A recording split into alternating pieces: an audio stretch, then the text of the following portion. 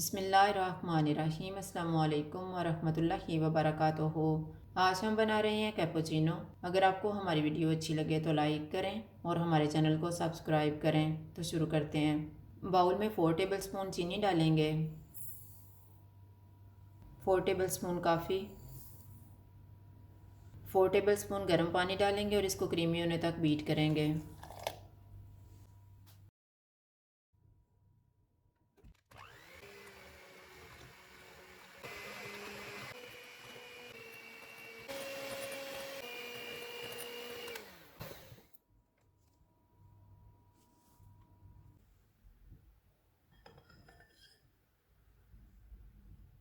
मैंने 3 कप दूध लिए हैं, इसको गर्म करेंगे।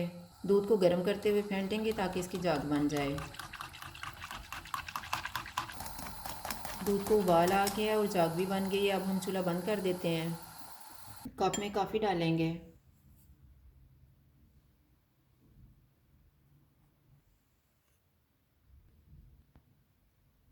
इसमें दूध डालेंगे।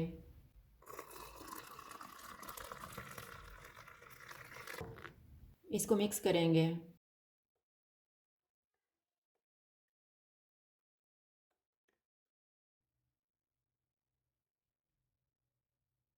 कैपुचिनो तैयार है। अगर आपको हमारी वीडियो अच्छी लगे तो लाइक करें और हमारे चैनल को सब्सक्राइब करें। शुक्रिया। अल्लाह हाफ़िज़।